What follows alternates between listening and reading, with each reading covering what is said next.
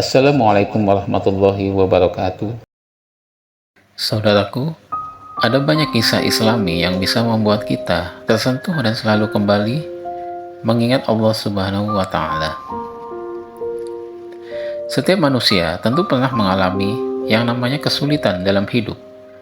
Namun, di dalam kesulitan itulah ternyata terdapat banyak hikmah dan pelajaran yang bisa kita petik dan dijadikan pelajaran.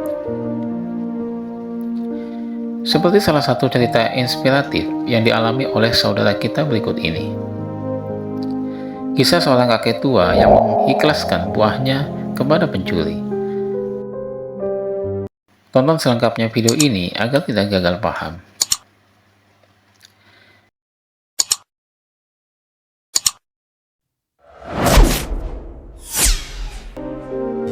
Sekecil apapun kebaikan seseorang, nyatanya bisa mengubah niat jahat seseorang menjadi baik. Ada seorang kakek tua yang memiliki pohon pepaya. Pohon itu berada di pagar tepat di pinggir jalan raya. Suatu hari kakek menemukan bahwa pohon pepayanya berbuah dan masak. Pohon pepaya yang ia rawat sejak kecil, kini tumbuh dan berbuah. Kakek pasti sangat senang. Sayangnya, buah yang dihasilkan sangat sedikit. Keesokan harinya, kakek ingin memetik buah pepaya yang telah dirawat. Namun, sungguh mengejutkan, ternyata buah pepaya yang ada di pohon itu sudah habis dan hanya tersisa beberapa biji saja. Dia kembali ke rumah dengan wajah murung. Istri kakek terkejut melihat kakek yang murung itu. Wanita itu pun heran, ada apa dengan kakek? Mengapa sang kakek begitu sedih? Akhirnya, sang kakek bercerita kepada istrinya bahwa buah pepaya di kebun ada yang mencuri dan tinggal tersisa sedikit. Akhirnya sang istri menghibur si kakek supaya tidak sedih lagi karena yang hilang hanya buah pepaya yang tidak begitu bernilai. Namun nyatanya, bukan itu yang sedang dipikirkan sang kakek.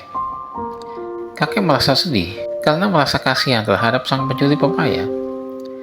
Kakek memikirkan keadaan sang pencuri pepayanya yang kasihan karena harus menunggu sampai tengah malam hanya untuk mengambil buah pepayanya. Akhirnya keesokan harinya, sang kakek membantu si pencuri dengan memasang tangga. Namun saat kakek memeriksa buah pepayanya, ternyata buah tersebut masih utuh di pohon. Sang kakek selalu berusaha untuk menunggu si pencuri keesokan harinya dan memberikan kemudahan bagi si pencuri untuk mengambil pepayanya. Namun, si pencuri tetap tidak mengambil pepaya tersebut. Padahal, kakek meletakkan tangga di samping pohon tersebut.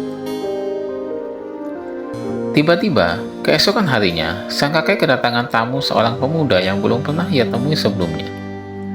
Pemuda itu membawa pepaya matang dan memberikannya kepada kakek. Ternyata, pemuda itu adalah si pencuri pepaya. Dia datang untuk meminta maaf setelah menyadari kesalahannya. Pemuda itu mengungkapkan bahwa dia masih ingin berniat untuk mencuri pepaya tersebut. Namun ketika dia melihat tangga yang telah disediakan kakek, dia tahu pemilik pepaya itu tahu yang dia lakukan. Dia juga bisa merasakan bahwa kakeknya adalah orang yang baik, yang membuatnya merasa tidak enak. Sejak saat itu, pemuda itu bersumpah tidak akan mencuri lagi. Kebaikan sang kakek dan kepeduliannya ternyata mampu menyentuh hati sang pemuda pencuri itu hingga membuatnya berubah menjadi pemuda yang baik.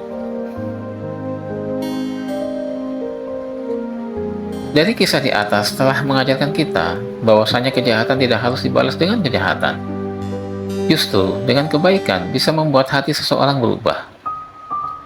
Ada yang mengatakan ketika kita ingin dikatakan orang baik, ketika ada yang menjahati kita, balaslah dengan kebaikan. Jika kita membalas dengan kejahatan pula, apa bedanya kita dengan dia? Di mana letak sifat baik dalam diri kita? Wallahu a'lam. Wassalamualaikum warahmatullahi wabarakatuh.